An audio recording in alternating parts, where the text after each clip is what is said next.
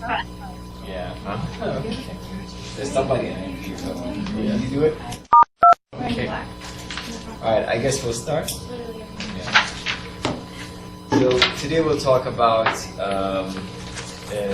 how do we take care of our neurocritical care patients. So the title is Neuro ICU, Bedside Nursing, and General Review. It's really my take on what I think would be useful tools for the nurses to know generally how to look after these patients and help them progress through their illness and meet their critical care needs. And this applies to patients with these injuries, whether they're in the MICU, surgical ICU, dedicated neuro ICU, depending on the setting at your institution. Here currently at our institution, most of our neuro ICU patients are going to be in the medical ICU, except for the neurotrauma patients will be in the surgical ICU. There are plans to moving to a dedicated neuro ICU for a lot of cerebrovascular patients in particular. We'll see how things progress with that. In any case, as a critical care nurse, this is an important skill set to have, as you will have often patients with in the medical ICU who then develop neurological injury as well. You'll be taking care of those patients too.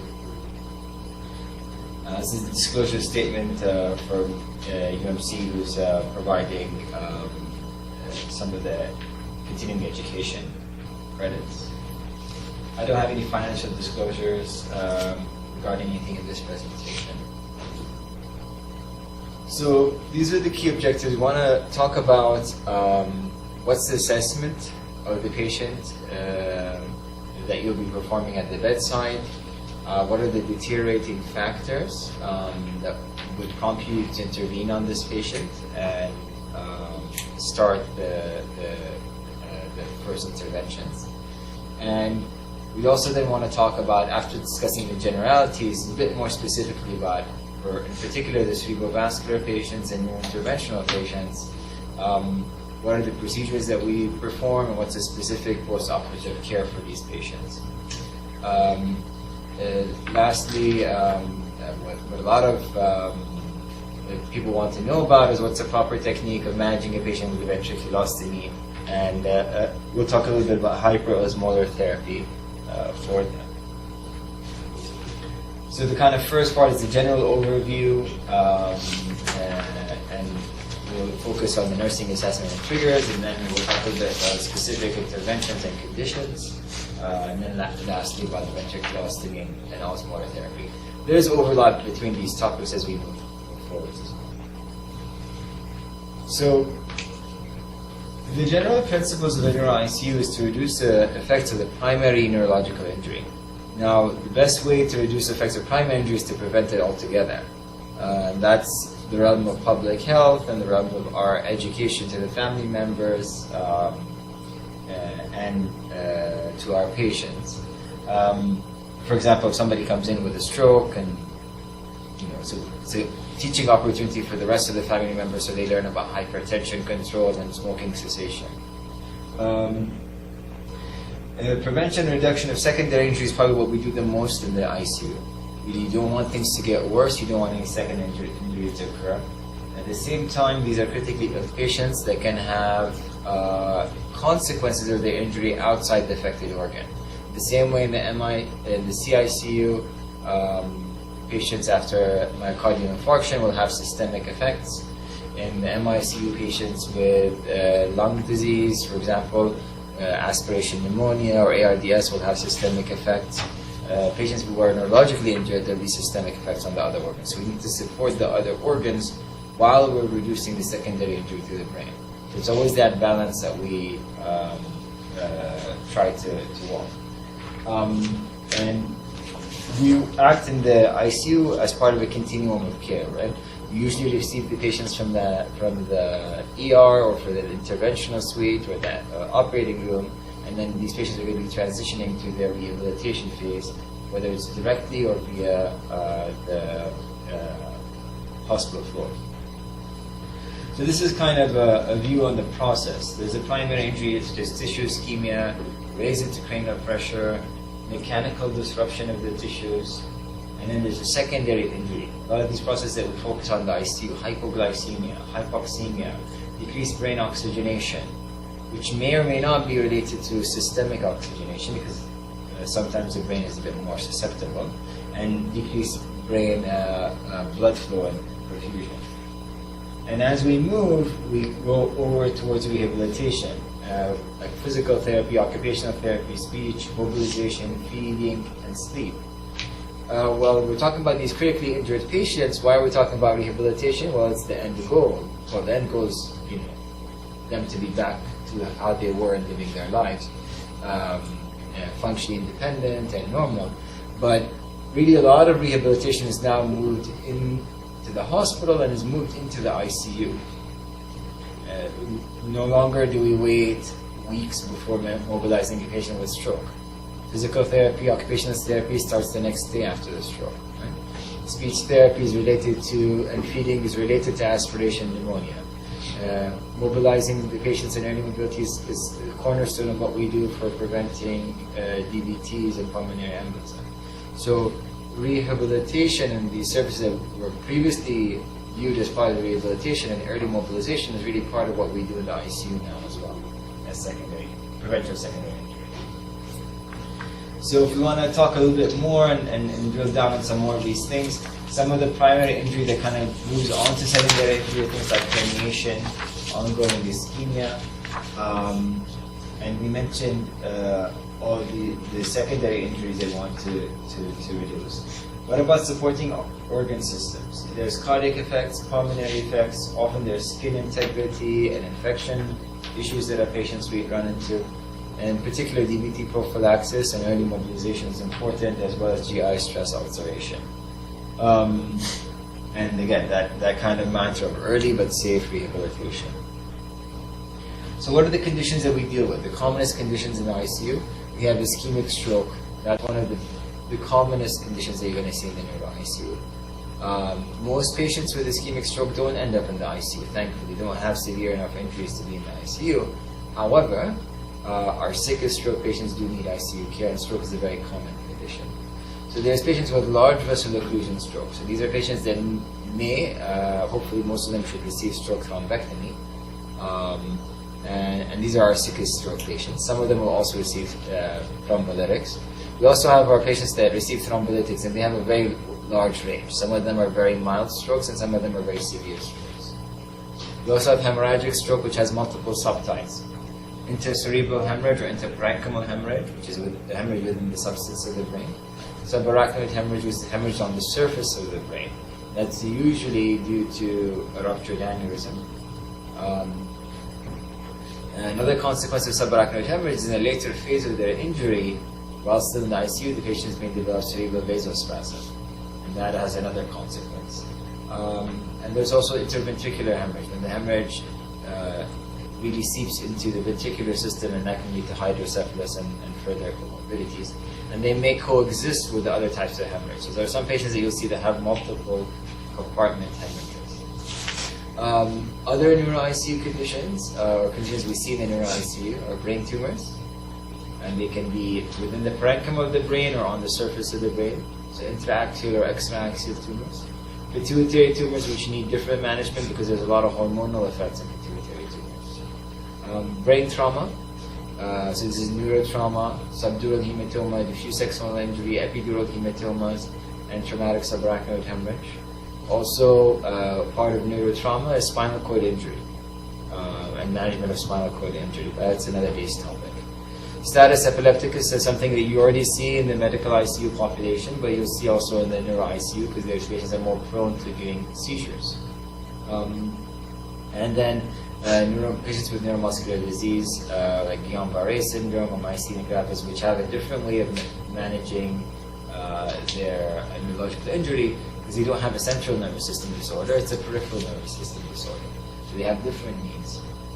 Today we're going to mainly focus on the ischemic and hemorrhagic stroke side of things because that's the biggest round for intervention. I think it's also the commonest patients that we see in the neuro ICU, so it gives you a good feel of what the ICU is like.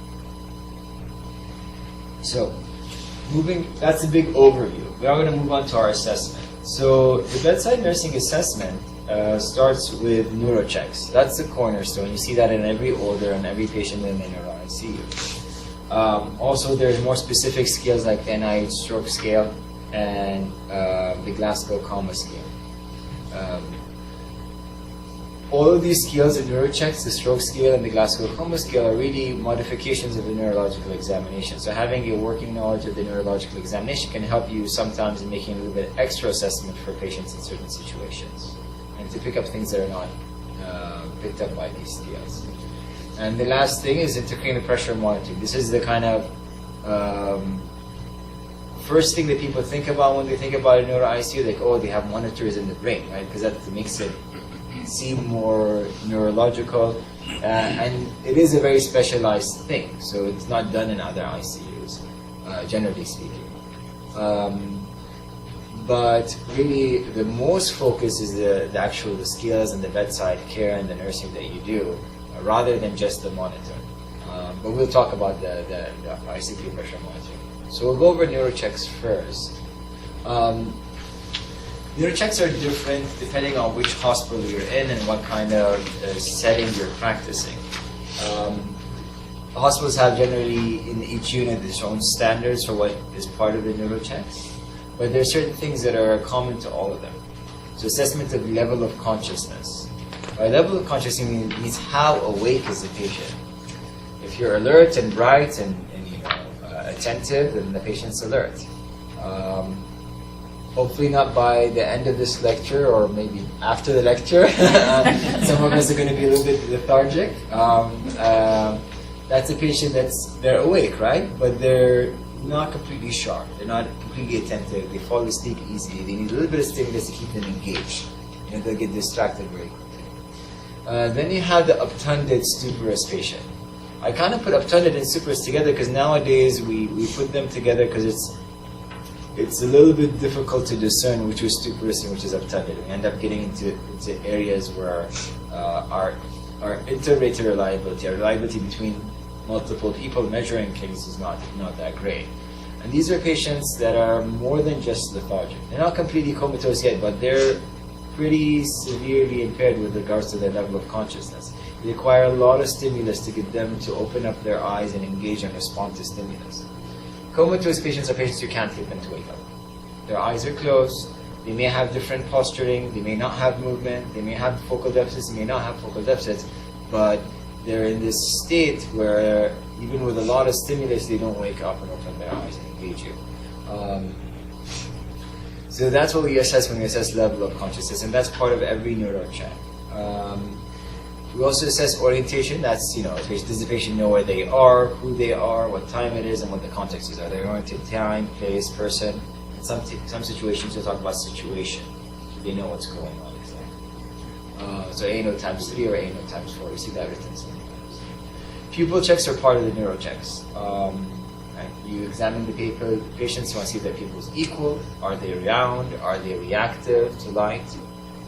Accommodation, we don't tend to test that much in the ICU, but definitely pupils equal, round, and reactive to light. That's a cornerstone. You're going to measure it. And there's this pupil gauge that you use. You can either use it in the old days when we just had this big sheet that you have all your neuro checks on. It's on the sheet often. Nowadays, people have it on their pen, or you can just have a clinical assessment of, you think it's 2 millimeters, 3 millimeters, 4 millimeters. You get pretty good at that.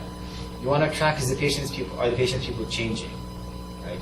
It's a change in the pupil, the change in the neurological exam, change in the level of consciousness. That's the most important thing, right?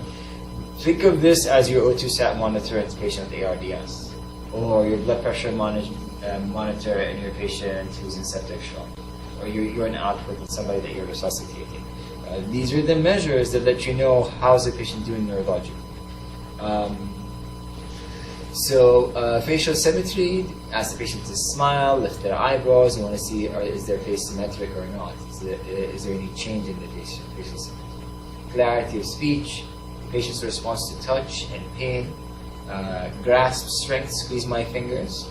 And this is one of the things that's a little bit different depending on which hospital you're in. Usually there's just some measure of strength and movement in the arms bilaterally.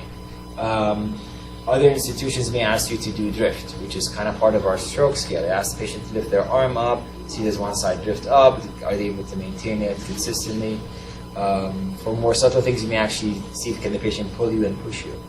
So that's where I think neurochecks get a little bit different. But the basics is going to be a level of consciousness. You're going to be assessing orientation, you're going to be assessing pupils, and you're going to do some assessment of motor activity by matter.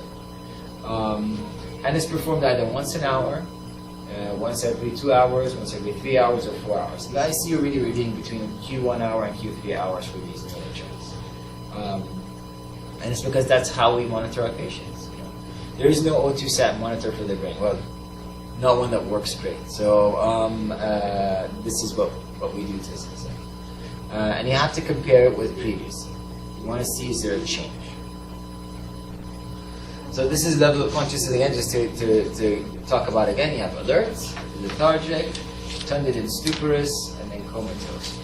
Going from response immediately, fully to visual, auditory, and verbal stimulation and tactile stimulation, versus a patient that falls asleep, is drowsy, is easy aroused, responds very light stimulus, but falls asleep pretty quickly if you don't stimulate the patient. And then you have the offended patient that's very difficult to arouse but does arouse, whereas patients that are comatose, they don't arouse. They may have no response or posturing. So a little bit, some institutions and sometimes they may ask you to do neurochecks but focus on arm drift as well. This is typical for our patients with vasospasm. And that's a very common way we try it. Do neurochecks but also assess arm drift. And then you look at checking the drift in the arm, and the strength in the arm, and drift in the leg, and the strength in the leg. Because we're looking for a little bit more subtle changes in these patients. So what about the other scales? I'm not going to talk about the NIH stroke scale because it's beyond the scope of this presentation, but really what it is a neurological examination broken down and focused on stroke and to detect big changes in stroke patients. That's what it was developed for. It was developed in the first TPA trials to give us a measure, an objective measure, is the patient deteriorating? Which patient do we need to scan to see if they have an intracranial hemorrhage or not? How do we detect if the patient is deteriorating or if the cranial hemorrhage is symptomatic or asymptomatic? That's why the scale was developed, and now we use it in practice to monitor our stroke patients. So depending on your protocol, it may be Q 15 minutes after TPA and then go down to Q 1 hour, and it kind of depends on the institutional protocol. There's an online training for it to learn how to do it so that your measurement is as reliable as mine, as reliable as the next person. Glasgow Coma Scale, again, cornerstone of neurological assessment. You're going to score 3 things: the patient's eye opening, the patient's verbal response, and the patient's motor response. And each of these things, the lowest number can be 1s. So the lowest number for the patient is going to be 3. The highest number is 15. And there's various different steps. What you do to the patient is you observe the patient first, then you talk to the patient, then you give them gentle stimulus, and if they're not 15 at that stage, you give them painful stimulus to see what they do. So some patients are going to have their eyes open spontaneously, some people will only open it when you give them pain. So other patients won't open it, even if you give them pain. For movement, the patient may have purposeful spontaneous movements, or they may have different posturing responding to pain. And the same thing with speech. For patients who are intubated, we write T to indicate that they're intubated. So the patient will be like a GCS of 3T instead of 3, or 6T. And it's a good measure. It tells us about disease severity when they first come in. It's a very easy way to communicate. It was one of our first scales that allowed us to go beyond just the pupil check and level of consciousness, but also to give it a more granular assessment of is the patient getting better, getting worse. It's very reproducible, and that's probably our first scale that was used in ICUs. And then we developed the stroke scale for our TPA and stroke thrombectomy patients. So these three are our commonest measures in the ICU. Almost all ICUs will have neurochecks and GCS for all patients, and then some patients will also get a stroke scale. That's generally how things work. And you'll be recording that in your sheet. Now it's through. The neurological examination has the components of all these things we talked about. This has the level of consciousness. It has language and speech assessment, which is part of the stroke scale, right? Or the stroke scale takes this part out. There's eye movements assessment. You want to see the eyes conjugate, are they moving together, or is the patient disconjugate, are they cross-eyed? Because that could indicate brainstem injury or other injuries. You want to assess cough, gag, corneal reflex. These are things that sometimes we'll be assessing in addition to the regular assessments that the patients are getting. Finger nose testing for ataxia. So these are a little bit more subtle signs, a little bit more things that you may want to do in your patient to assess, or you may pick up in your patient, and then that may alert you that something is going on. For example, if you have a deeply comatose patient that suddenly loses their cough and gag, that patient is getting worse. Intracranial pressure monitoring, well, there's two ways of monitoring. One, what we talked about already. It's an indirect measure of intracranial pressure. Now, it's an indirect measure of a lot of other things. There's more than just ICP, right? In fact, most of what we do in the neuro ICU is not ICP related. It's really preventing secondary injury, detecting early deterioration. And that you do by the neurologic exam. Also, patients that raise ICP, there can be indirect consequences that you detect on the examination. When ICP goes high, the GCS is going to go down, there may be some pupil changes if the patient starts to herniate, etc., etc. Or there's direct measurement by invasive monitors. Generally speaking, there's two types of invasive monitors: ventriculostomies, known as external ventricular drains. Sometimes they call them ventrix. And then there's also ICP monitors that don't drain fluid. Right? These are the ones that go direct. They both go into the brain. The ventriculostomy is a tube that goes into this chamber. We'll talk about later on. And you see the fluid coming out. So you can drain fluid and measure. Whereas the ICP monitor, the device that just gets stuck into the brain, that's a device that's stuck into the brain, and you just measure. You can't take fluid out. You're just measuring the pressure. The external ventricular drain, you record the ICP every hour. So you clamp it off to the patient and onto the transducer, record the ICP, and then put it back to where it was. And you record the output every hour. Now, if the EVD is ordered to be closed and clamped the whole time, there's not going to be any output, but you're getting ICP measurements. If it's ordered to be open, then you record the output every hour in the chart, and you clamp it temporarily just to measure the ICP, and then you open it up at the correct level that it's supposed to be.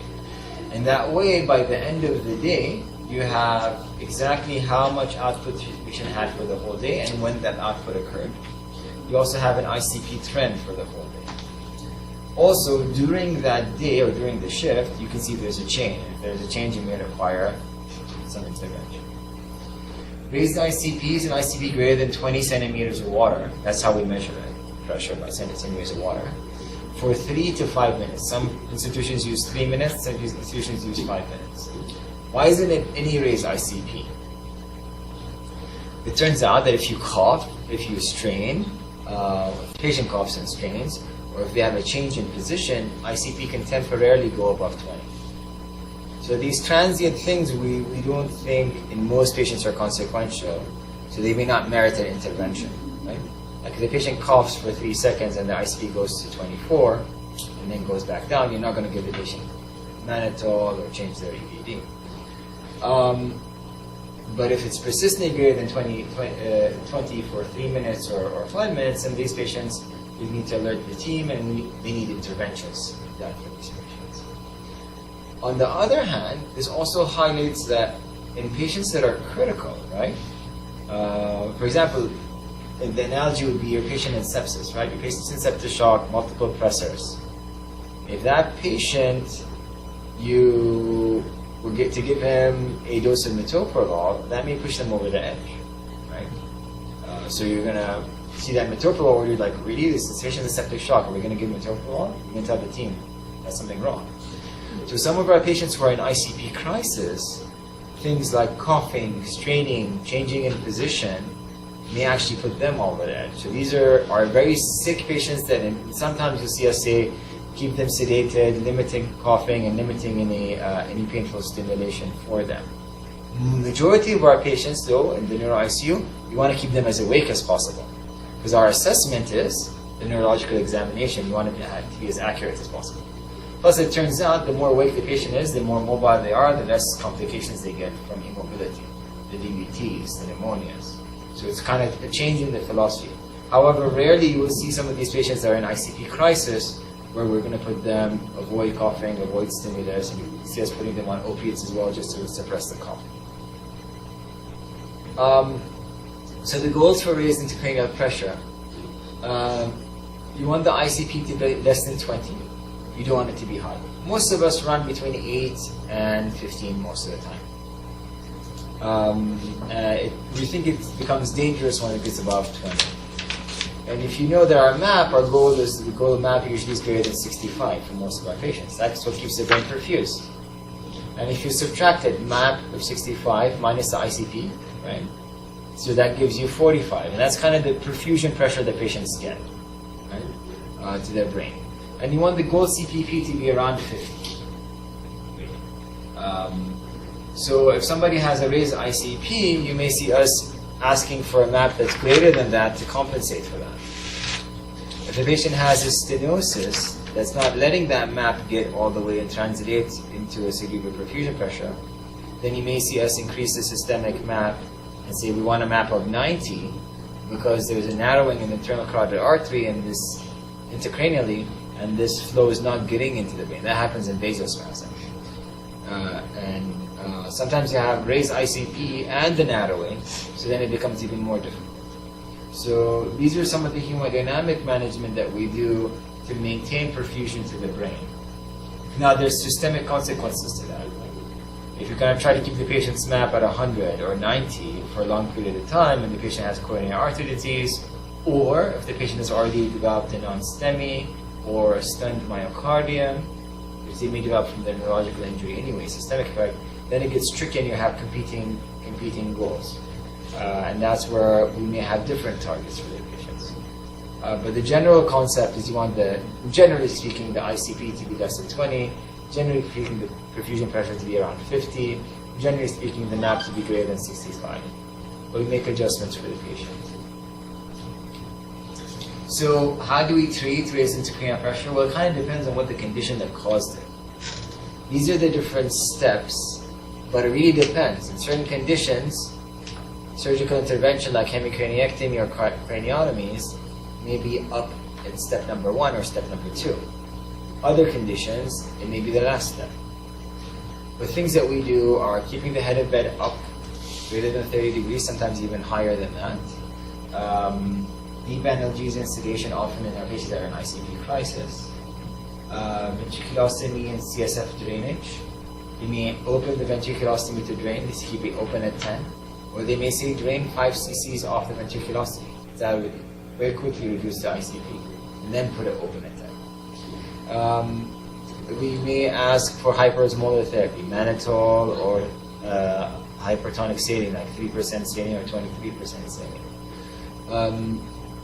Hyperventilation is a step that works. It's actually one of the quickest way to reduce ICP. What happens is you hyperventilate the patient, you reduce their CO2 to around 30. The reduction in CO2 causes an acid-base change in the brain, which causes the blood vessels to constrict. And that reduces the amount of blood inside the cranial cavity, so there's more room. So the ICP goes down.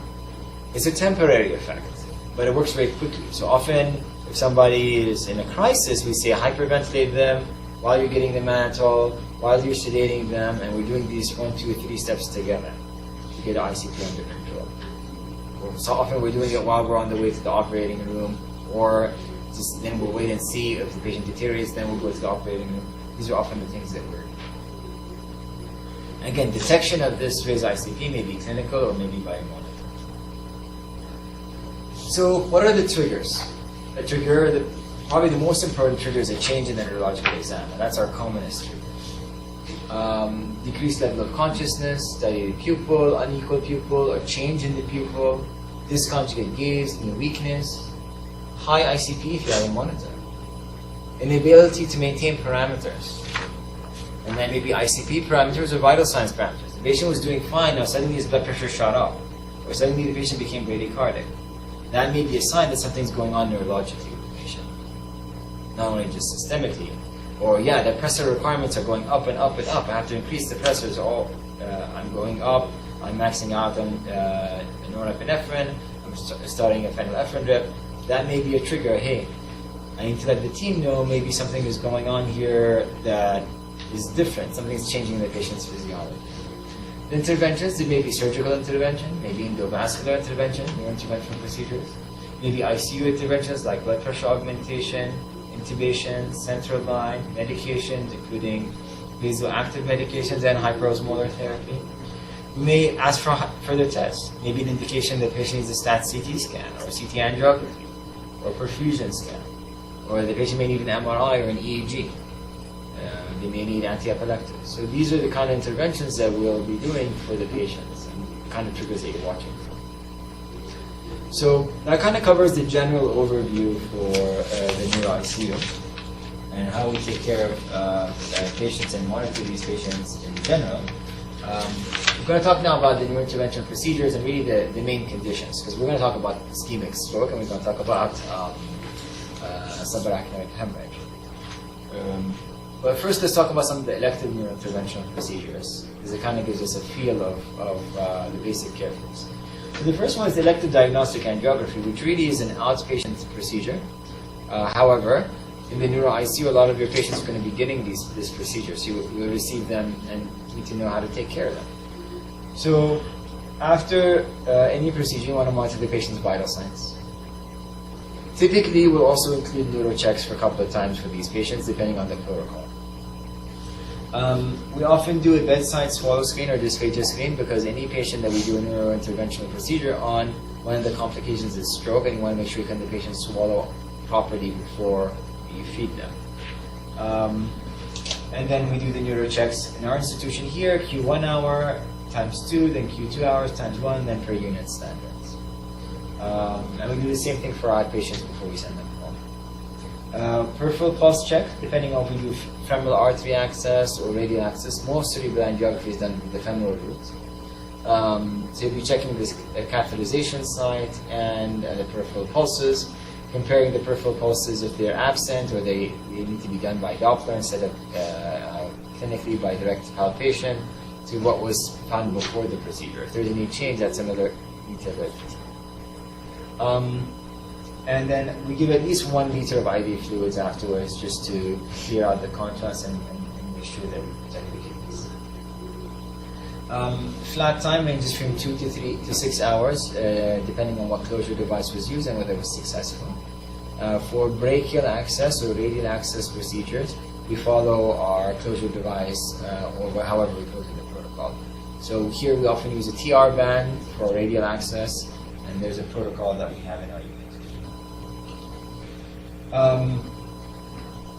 So that cerebral angiography checks apply to all of our neuroendovascular procedures. So anybody that gets thrombectomy or coiling or other endovascular procedures, that's going to be part of it. So for aneurysm coiling, elective aneurysm coiling, this is an aneurysm here that we treat with a flow diverting device. So the aneurysm disappears on follow-up. There's another aneurysm here that was actually ruptured, an ACOM aneurysm that we end up putting coils into the aneurysm while preserving the arteries. So it has the same post-procedure care as diagnostic cerebral angiography, except usually we like to keep the blood pressure less than 140 overnight, and then afterwards let the patient recovers. In subarachnoid hemorrhage, we have slightly different parameters. The patient may need a heparin drip depending on how the procedure went and whether there were any technical issues during the procedure. Bedside swallow screen, dysphagia swallow screen before the patient's allowed to eat. And then PT and OT can start right after the bed rest period is over. We're not doing prolonged demobilization of these patients. As soon as their bed rest period for their femoral arteriotomy is over, they can start ambulating and participating. Arteriovenous fistulas and arteriovenous malformations are some of our more complex cerebrovascular disorders. This is an example of one, where you see the internal carotid artery and you see these large veins that are draining early in the arterial phase. You're normally supposed to see the arteries, and then later the capillaries, and then later on the veins, and the veins are supposed to be normal size.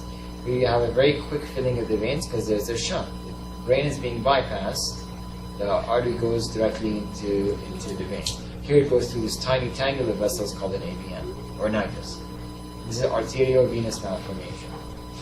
So doing embolization procedures for this, we'll go through either the arterial side or the venous side, and we go to the connection and we deposit embolic material. That can cause a lot of changes in flow within the AVM, which can have consequences including intracranial hemorrhage, and it can also, the procedure itself may cause perforation, may cause ischemic stroke. So these are things that we're watching for afterward, and we'd like to try to prevent them. So same as for diagnostic angiography, the same initial preparation or post-procedure care, but we may have very strict blood pressure control in these patients. We have less than 140 or even sometimes less than 120 overnight because there's so many hemodynamic changes. Sometimes these patients may require a heparin drip, and then afterwards you want to check them to make sure they're swallowing adequately before they eat.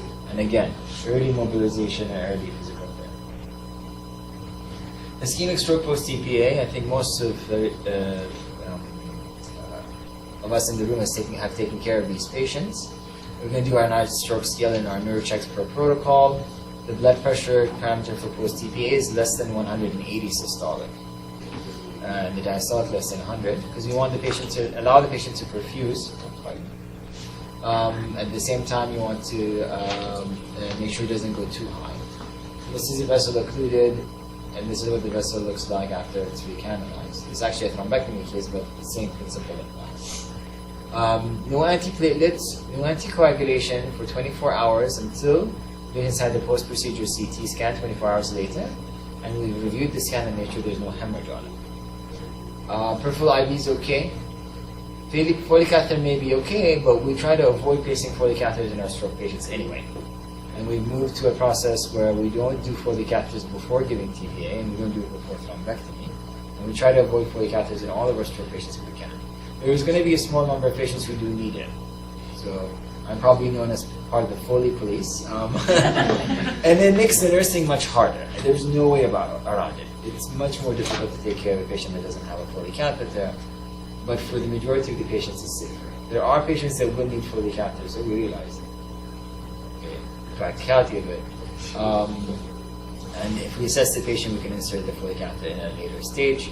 And then after we insert it, the same way as after inserting anything into the patient, whether it's a central line, a ventriculostomy, or an ET tube, this first thing we do after putting it in is deciding when can we take it out. And you ask yourself that question every day.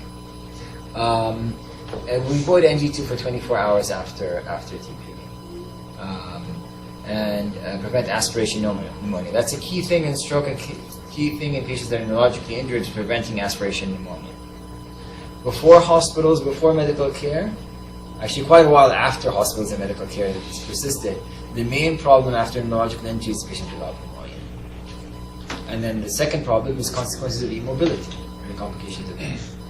And then there's the specific cranial stuff like the raised ICP, the herniation, but the systemic stuff, in particular pneumonia, immobility, and infection are really the cornerstones of things that we can prevent. So stroke in general, to kind of go over some of the evidence, it's a disabling condition.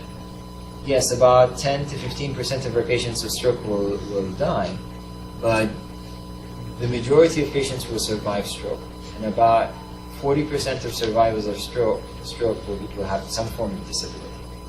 Now, disability can range, and quality of life is not a do you have quality of life or you have poor quality of life. My quality of life right now is good. My quality of life this morning when my alarm clock rang was not that great. But, so it changes, right? On vacation, my quality of life is fantastic. And the same thing occurs for patients. Sometimes after a stroke, they'll have mild disability. So yes, it's not as good as it was before, but they have a reasonable quality of life and they enjoy their lives and they can still be active and do what they want to do. So that modified Rankin scale gives us a crude, large global measure of what quality of life is like. Not quality of life, but disability is like after a stroke. And that's related to quality of life. So it goes from 0 to 6. 6 is death. 0 is completely normal. And there are big jumps in between. So if we go from 6 to 5, 5 is bedridden, incontinent, needs help with everything. That is a state where a lot of people would say is worse than death. And when we talk about end of life, this is some of the things that we're thinking about. The next step from that is a modified Rankin scale of 4, where the patient is not completely bedridden but can't walk on their own. So they need assistance walking. And that's a big jump from a 5. It's still bad. You still don't want to wish it on anyone. Still what we consider a poor outcome. And it's variable for the patient whether they consider that worth going through rehabilitation or not. That's a personal choice. They're all personal choices, but here the personal choice plays a lot into it. A modified Rankin scale of 3 is moderately severe disability, or moderate disability. And this is a patient that requires help with activities of daily living. You can't leave that patient alone for several days, but they can ambulate without assistance. And as you know from taking care of the patient, taking care of a patient that can ambulate without assistance versus taking care of a patient that needs help with assistance, there's a big difference. This is a big jump. And now if you think about modified Rankin scale of 4, like, okay, so this is a patient that needs help with ambulation. How many stroke patients have I seen that needs help with ambulation and activity of daily living, but still have a reasonable quality of life, right? So even within that modified Rankin scale of 4, there's a big gradient, right? Same thing within the 3. The next big jump is modified Rankin scale of 2. This is a patient you can leave for a week at a time without helping them. So they're functionally independent. They may not be going back to work. They may not be doing their finances, the complicated finances, the basic finances. They may not be going to do all their hobbies, but they're functionally independent. Now, if you move somebody from modified Rankin scale of 4 to a 2, that's a big thing. Modified Rankin scale of 1 is near normal. The patient has a deficit but can do everything they could do before. Work, hobbies, activities of daily living, independence, everything. But they have a deficit. They may have a dysarthria, they may have a motivation palsy, they may have some numbness, they may have some ataxia, but they can do everything they want to do. So we talk about 0 to 1 is functionally normal, 0 to 2 is functionally independent. And then, 0 to 3 is somebody that can ambulate unassisted, basically. So that's a key slide because we're going to talk about some of these outcomes. So TPA versus time. If we do TPA for our patients very early, we have a much, much higher chance of getting the patients have a good outcome, meaning lower modified Rankin scale, less disability. And at every time point, up to 4.5 hours, the TPA arm has more patients in the lower number of modified Rankin scale, so less disability compared to the placebo arm. But as you can see, even by looking at these bars, the longer we wait to give TPA, the less effect it has. So it's a time-dependent thing. Large vessel occlusion and thrombectomy. This is actually the same picture from before, but this is actually what happened to the patient. And we did mechanical thrombectomy. You see the thrombus attached to our devices, and you canalize the blood vessel. We want to do the same post-procedure care as after the angiogram. Check the pulses peripherally, check the access site, neuro check, stroke scale, same as any stroke patient. Our blood pressure goals are variable. They may be similar to the post-TPA goals, or if we get complete recanalization, often we require them to be normal. We want to get them their blood pressure really low and less avoid hypertension because we don't want them to run into complications of intracranial hemorrhage. If TPA was given, you have the post-TPA requirements, no antiplatelets, no anticoagulants in addition to that. And you avoid non-compressible function. And again, the cornerstone of any stroke patient's care, avoid aspiration pneumonia, early mobilization after the transplant. These are the endovascular stroke tiles. So these are the main positive ones that changed how we take care of patients. So we take patients pretty early within their strokes, within the first 6 to 8 hours. These are all patients that had internal carotid artery and middle cerebral artery occlusion, large vessel occlusions detected on CT angiography. And we randomized them to stent retriever thrombectomy versus IV TPA. And we looked at the modified Rankin scale in 90 days, and we looked at the modified Rankin scale shift meaning somebody went from a 4 to a 3, or 3 to a 2, sorry, or 3 to a 2, or went from a 4 to a 2, or to a 1. And improvement in our modified Rankin scale or functional independence was much more commoner in the endovascular arm than in the TPA arm. Sorry, in the TPA arm. and there was no increase in symptomatic intracranial hemorrhage and no increase in death. So these are the studies that prove that stent retriever thrombectomy is substantially better than medical therapy alone for these patients. So that's why you're going to have some patients with large vessel occlusion stroke who get TPA and thrombectomy, and some patients who get thrombectomy alone. Whereas the patients who don't have a large vessel occlusion, they either were not going to get TPA or they're going to get TPA. So that's kind of how you see the mixture of patients. These are our secret stroke patients. These are some other studies that also confirm the same findings, and some of these studies also use CT perfusion. Same results here. And this is a graphical representation from my colleague Dr. Taleb. He's like, Yazan, you need only two slides. Tell them what you're going to tell them, and then show them what the results are. And then open it for questions. And this is TPA within 3 hours. We benefit 1 out of 8 patients. They go back to normal, or near normal. Modified Rankin scale 0 to 1. For the patients who present later, the benefit is less significant, but it's there. For endovascular therapy, these are sicker patients. We benefit between 1 in 4 or 1 in 7 patients. Overall, if you take all the endovascular therapies trials together, we actually number need to treat as 3 patients, 2 point something, to benefit 1 patient by increasing them to functional independence. So these are highly effective therapies. However, we still end up with patients with disability. These patients are going to need rehabilitation, they're going to need our care, they're going to need us to optimize their outcomes. And majority of these patients are going to survive. And they're going to be somewhere along those modified Rankin scales. Maybe in the ICU when you're seeing them, they're modified Rankin scale of 4 or 5. But at 3 months recovery, they get down to a 3 or 2. So that's kind of the framework to look at our patients. This is a chain of survival. Fast, face, arm, speech, and time. You see the stroke signs, act quickly, activate the ambulance, go to the hospital, receive a revascularization and therapy, whether it's TPA, thrombectomy, or both, and then improvement, recovery, and function. And this is where the ICU part marries these two. Sometimes the ICU part is involved in the TPA administration for inpatient stroke patients. Stroke complication prevention and treatment. So what are the neurologic and systemic complications? Recurrent or worsening stroke, cerebral edema and herniation from cerebral edema, intracranial hemorrhage, which may be symptomatic or asymptomatic. If it's asymptomatic, we don't want it to become symptomatic. If it's symptomatic, we want to try to reduce the effects of the secondary injury. Seizures can occur. They don't need routine prophylaxis for seizures, but if the patient has seizures, we need to treat them and detect them. Paralysis, aphasia, dysphagia, the consequences of that. So we want to do neuro checks, blood pressure control, glycemic control, fever control, and early rehabilitation.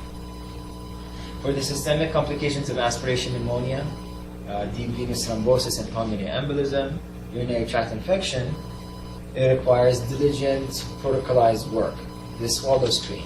Yeah, patient failed the swallow screen, we follow protocol, we don't break protocol.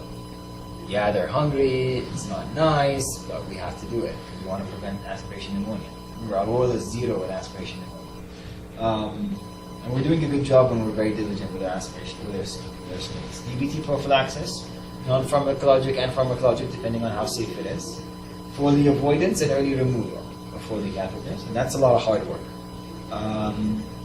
And early mobilization. These are things that prevent some of these systemic complications. And putting these things together actually leads to better outcomes. In fact, the nursing care involved in stroke units and these interventions caused a reduction in mortality in stroke patients even before the era of TPA, even before the era of thrombectomy.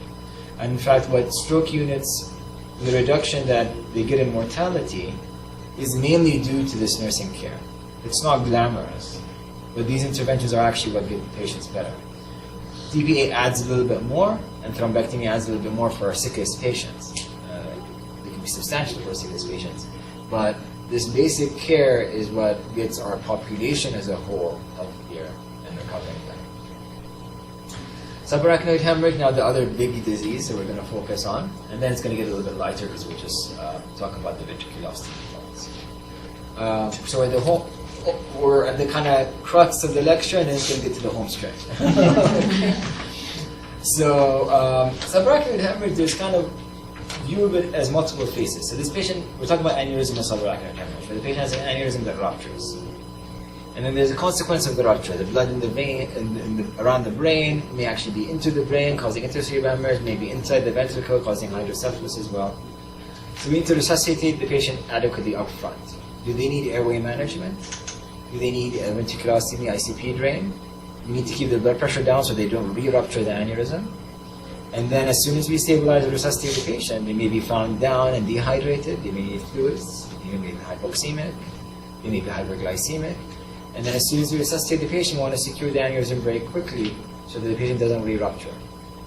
After the aneurysm is secure, then we want to deal with the consequences of all the secondary things that can occur. Vasospasm, status epilepticus, aspiration pneumonia, DVTs, stunned myocardium, pulmonary edema. So we end up with these different phases. Before the aneurysm is secured, and our goals controlling ICP, resuscitation, getting the patient ready for the procedure, then closing the aneurysm, securing the aneurysm either by endovascular means for the majority of our patients or surgical means. Then we want to monitor and treat cerebral vasospasm and the medical complications. That's the ICU kind of post securing the aneurysm phase, where the patient's going to spend a lot of time in the ICU. They can get very sick from both the systemic complication or from the vasospasm. So there's a lot of active work and monitoring for the patients in this, in addition to what we do with our ischemic stroke patients regarding dysphagia, swallowing, and early mobilization. And then transition to rehabilitation. So, overview what we do, neuro ICU admission. Sorry, this slide is very small. Treatment of hydrocephalus, securing the aneurysm, and vasospasm. Those are the three things. Not everybody's going to need a drain. Not everybody's going to develop vasospasm. But almost all of the patients we're going to secure their aneurysm. Keep the head of bed greater than 30 degrees because that prevents aspiration pneumonia and also helps with ICP. NPO strictly until we do the dysphagia swallow screen and make sure that it's safe to give them anything. Baseline EKG for these patients because there can be cardiac consequences to the adrenergic surge after the aneurysm ruptures. The ICP goes high, there's a massive release of adrenaline in these patients, more so than we see with ischemic stroke or intercerebral hemorrhage, other types of intercerebral hemorrhage. In some institutions they do routine cardiography, we do selective echocardiography. If the patient has raised troponins or if the patient has hemodynamic consequences, then we do an echo to detect stunned myocardium. Basically, it's a condition where the heart stops pumping as well. The ejection fraction goes very low because of this reaction to the adrenergic surge. The muscles contract and then they end up in a contracted state. They can't function well. We monitor the patients by neurological examination, neuro checks, GCS, as we mentioned before, vitals and oximetry, EKG monitoring. Fluid balance is important in these patients. And we monitor the patient's sodium. For neuroprotection, we give them nimodipine, and we maintain euvolemia. The goal for these patients is euvolemia. Not hypervolemia, not hypovolemia, but euvolemia.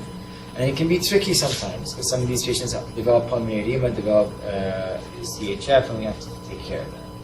We secure the aneurysm by coiling or clipping. DVT prophylaxis after the aneurysm is secured, because these patients are at risk of immobility in DVTs. And they've just had a hemorrhage, so they actually end up in a hypercoagulable state afterwards. But after the aneurysm is secured, they can start pharmacological prophylaxis. A GI prophylaxis is usually administered. And in selected patients, we do cardiac enzymes, cardiac output monitoring, CVP monitoring, continuous EEG monitoring, angiography for vasospasm, and here we do routine TCDs in all of our vasospasm, or in all of our subarachnoid hemorrhage patients. So what are the complications? Rebleeding, that's why we resecure the aneurysm, hydrocephalus, and vasospasm. Those are the commonest three neurological complications. Vasospasm is closely related to delayed cerebral ischemia and stroke infarction. Basically a type of stroke the patient gets after. So they get their hemorrhage, and then a few days later they develop ischemic strokes. And that actually accounts for our major morbidity and mortality right now after subarachnoid hemorrhage, apart from the initial injury. Because we've gotten much better about securing the aneurysm and treating the hydrocephalus. So it's really the medical complications and vasospasm is what causes the most morbidity and mortality now. Seizure prophylaxis, and there's a debate on how long to do seizure prophylaxis. I belong to the very, very early short course So I do prophylaxis until the aneurysm is secured, basically then endovascularly by a day or so. Most people, most intensivists will probably do it for the first couple of weeks. There are some people who advocate longer seizure prophylaxis. I don't think the evidence supports that. But there is some variability. In our institution here, generally ends up being the first couple of weeks. Raised intracranial pressure is a consequence of some of these injuries that the patients can develop, and then the neurological deficit. Cardiac complications, we talked about stunned myocardium. Patients can develop pulmonary edema, can develop acute lung injury, they can develop aspiration pneumonia, they can develop fevers and endocrine dysfunction, particular hyperglycemia and sodium abnormalities, low sodium due to SIADH. They can also develop anemia, venous sinus, and deep venous thrombosis and UTIs. So we're just going to talk a couple of more slides about what to do in each of these phases. So the first phase, the initial phase before securing the aneurysm, we want the blood pressure to be less than 160, strictly. So they're going to be on a cardiac drip. If they're intubated, they're going to be on sedation as well. We treat the ICP. We may need an ICP monitor, ventricular ostomy in these patients. We aim for euvolemia, so the patients that have been found down, we're going to be hydrating them. Anti-seizure medications in this period, because you don't want the patient to have a seizure and spike their blood pressure. And then prepare for securing the aneurysm either by endovascular or surgical means. So these are some of the data that supports blood pressure control. This is an observational study for patients who have rebleeding in the ambulance and patients that rebleed on arrival to the hospital. And the blood pressure greater than 160 is associated with high risk of rebleeding. So from these observational data, we control the blood pressure. It's not a randomized controlled trial, but we can do this in most patients without consequence. So you'll see us keep the blood pressure less than 130, less than 140, or less than 150, but definitely less than 160. Now, when do we choose less than 140, less than 160? In our older hypertensive patients, we usually probably choose less than 160 or less than 140. For younger patients, they can usually tolerate less than 140. Coiling versus surgical clipping, this could be a whole lecture on its own. Now, most of our patients undergo coiling from multiple randomized controlled trials, and this is the ISAT trial, the largest one, showing at the end 18-year follow-up, 10 to 18-year follow-up, increased survival at 10 years in the endovascular arm, and increased independent survival at 10 years in the endovascular arm. This was also, there was decreased morbidity at 1 year in the endovascular arm. Although if you just take it from the aneurysm perspective, there's 4 more aneurysms within these 2,000 aneurysms that bled in the endovascular arm in the 10 years compared to surgical arm. So from a technical perspective, surgery may still be better at securing the aneurysm, but overall for the patient's perspective, their survival and morbidity, the endovascular arm is better. So that's why we treat these patients endovascularly for most of the times. However, we do need surgical means to treat these patients for some patients.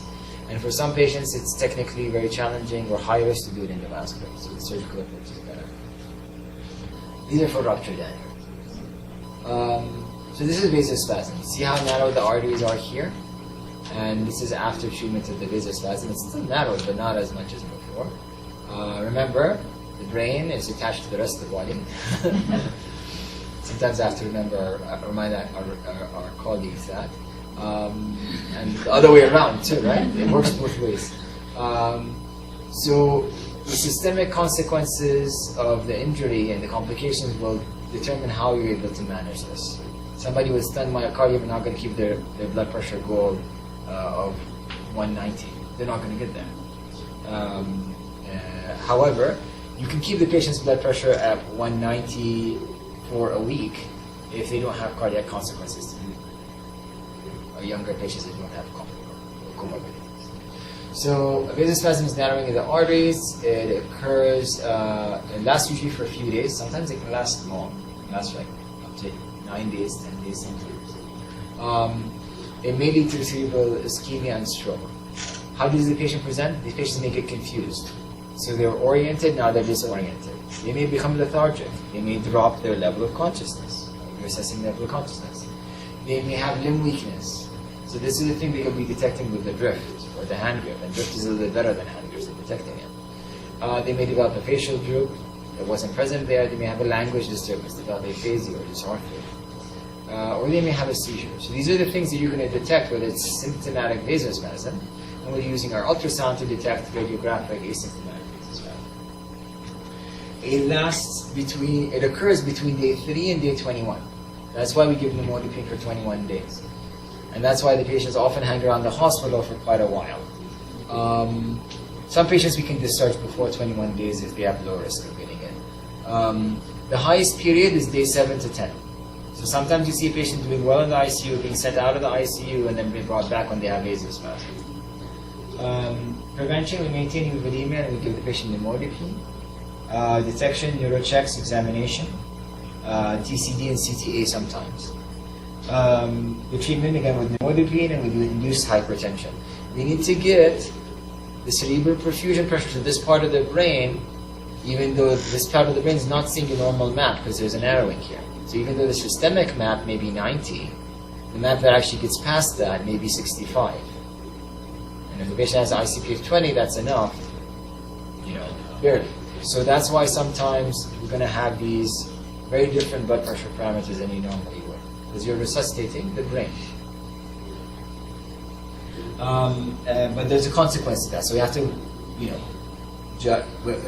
dance that line and try to get the right balance. The endovascular therapies, we give the patients vasodilators that works for the proximal vessels and distal vessels. For the proximal vessels, we can also do balloon angioplasty.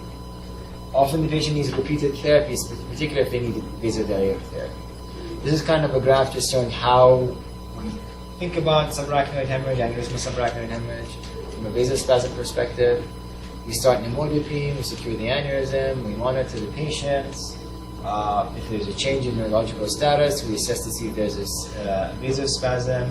If there's no vasospasm, see what else could the change be because of. Are they febrile? Are they having an infection? Are they having a seizure? If we have hydrocephalus, if it's vasospasm, we treat the vasospasm because it's symptomatic.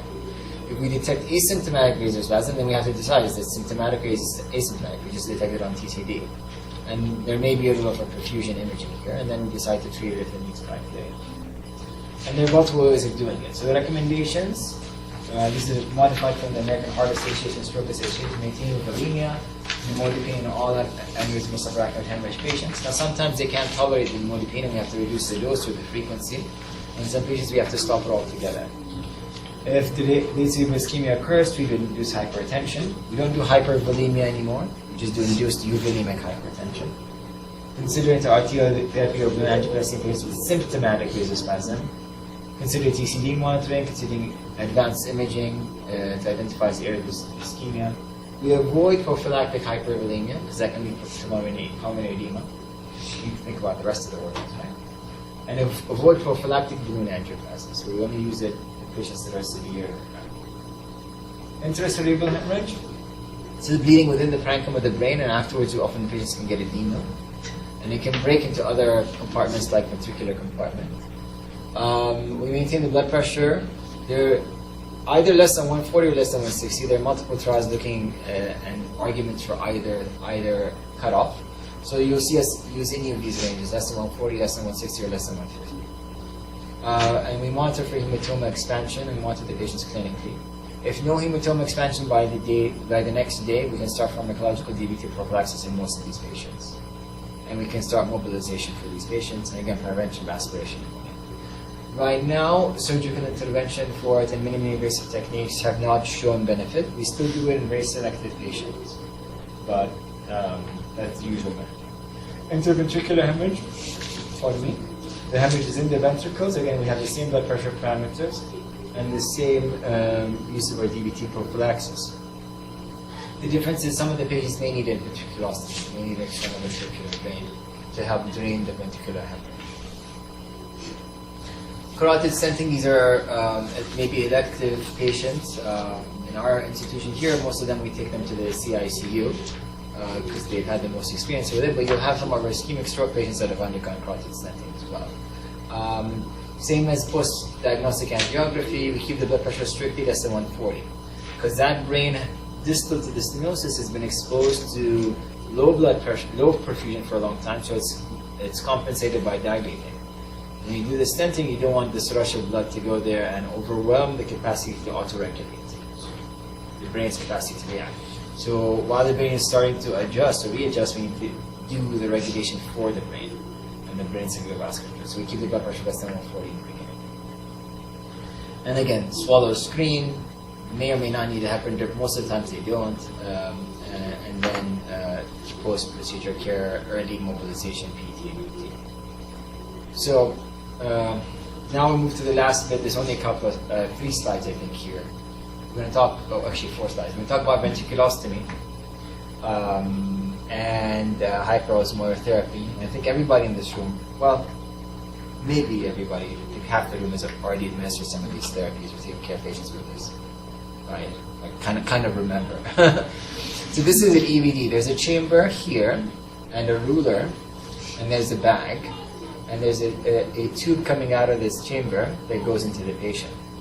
So it goes from the patient's ventricle out to their skull, tunnel underneath their scalp for infection's sake, and then it comes out, and there's multiple 3-way stopcocks. So you can turn it completely clamped, you can turn it onto the transducer, and you can turn it onto the drain. So, and the EVD is set at the level of tragus. It's 0 to the level of the tragus, and then you set the drain above that. So if you set it open at 10, anytime the ICP goes more than 10 centimeters, it's going to start draining CSF. If you have it open at 20, only when the patient goes to have raised ICP greater than 20, it's going to drain. Most of us, our ICP ranges around 8 to 12, 8 to 15. So if you leave it at 10, for most of us, if you put a ventriculostomy in it will drain some. So our patients with hydrocephalus, our patients with conditioning, we want them to drain a little bit, but not drain too much. Because anytime it goes below 10, it's going to stop draining, right?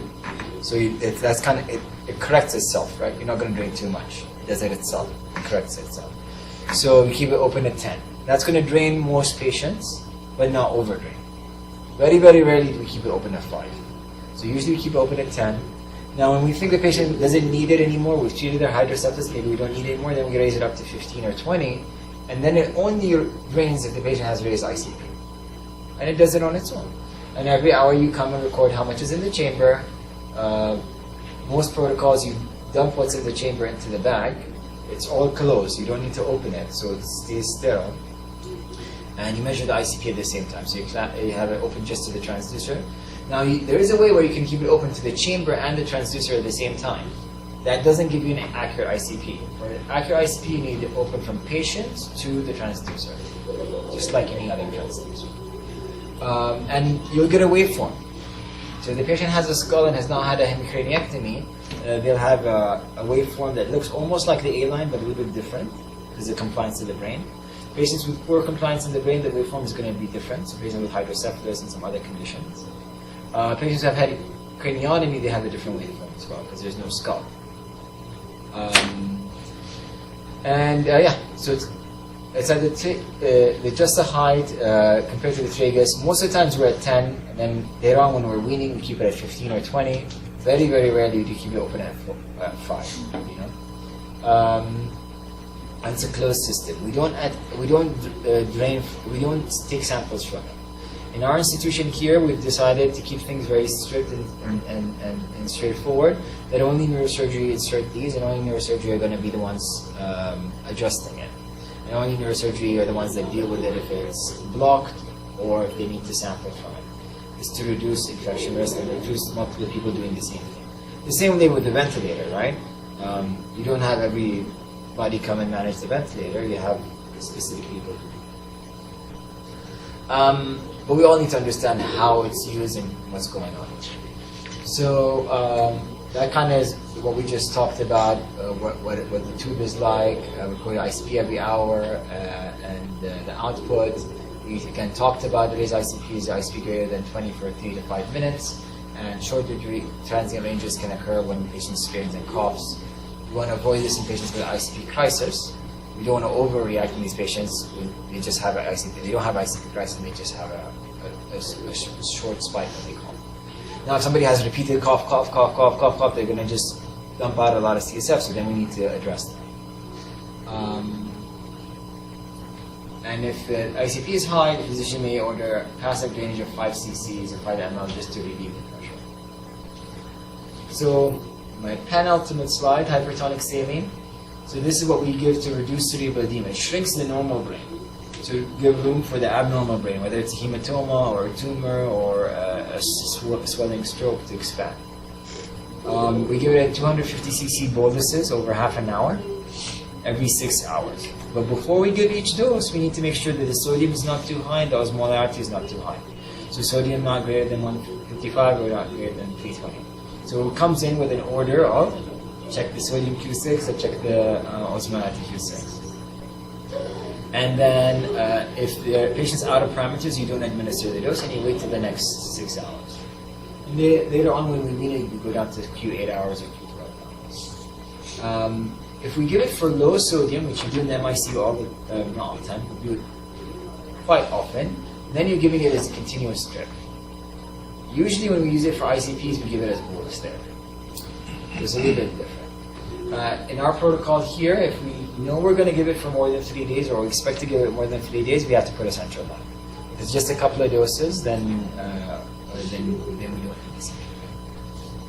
Mannitol comes in 20% or 25%. There's not a big difference between them. It's usually given as a load and then maintenance doses, bolus therapy. And the load is usually 1 gram or half a gram per kilogram. And then the maintenance is usually half a gram per kilogram. It's given either Q6 hours or Q4 hours. And the same thing, we check the sodium and osmolarity before every dose. And then we give the doses if the patient's within parameters. Often, if the patients need this many blood draws for this many days, we'll then write an order to use PD tubes for the draws. We're not testing a lot of things, but we do need it quite quickly.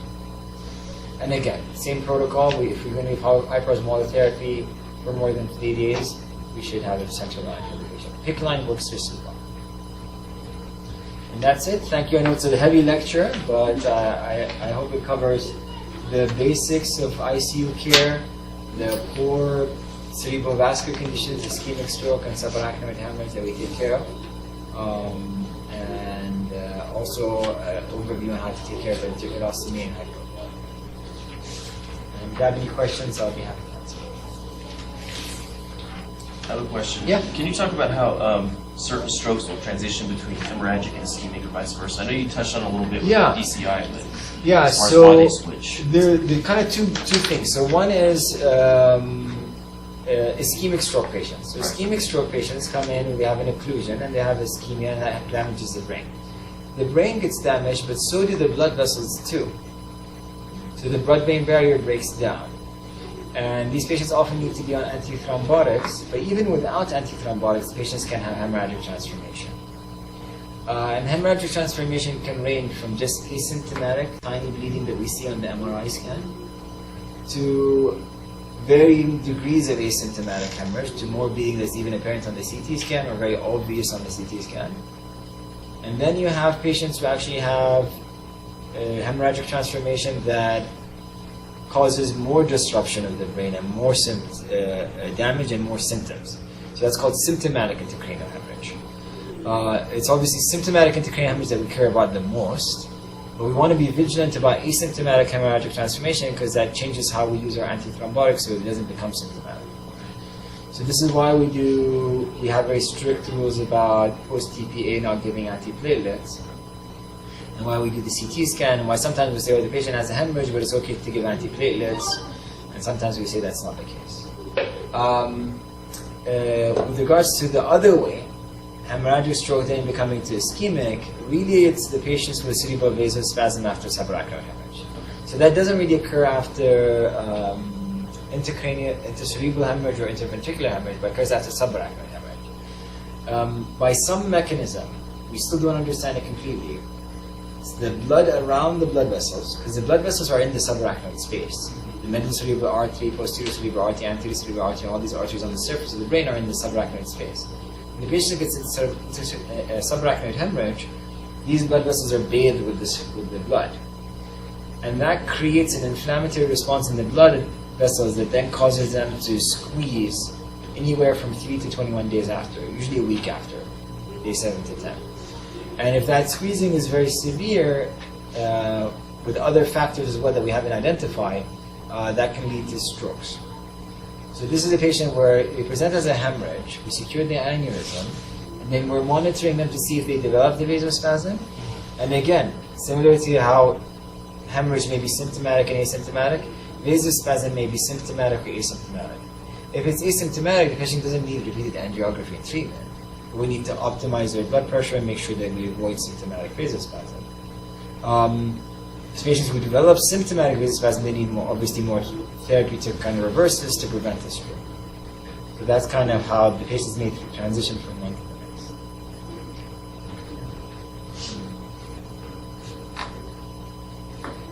Okay. Well, thank you very much. Okay, Thank you.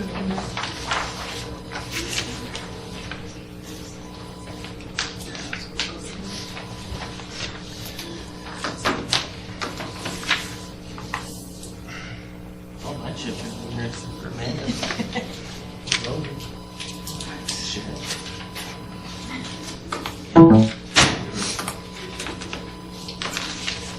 That's good. Thank you so much. Oh, thank you. Really appreciate it. Thanks a lot. Yeah, thanks for all the work that you do every day. Oh, absolutely. Yeah, we're going to get this uploaded, hopefully. Great. Thanks for the rest of it. Hope I didn't hold this. Not at all. No, it was great. All right. Thanks. If y'all fill out the evaluation, I'll give you some CDs on the way out. If you want them. Yeah. Did you not?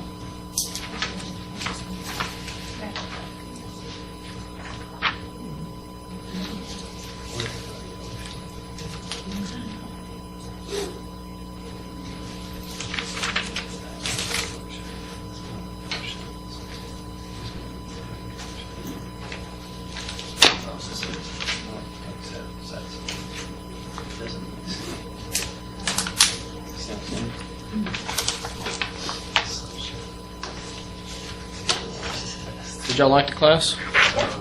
Oh, very good.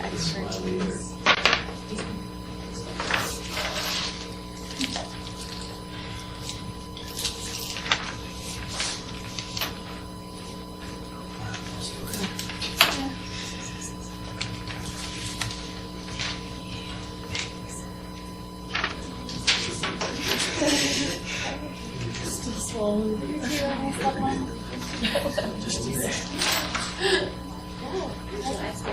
Hey. What's on? What flavor that you like?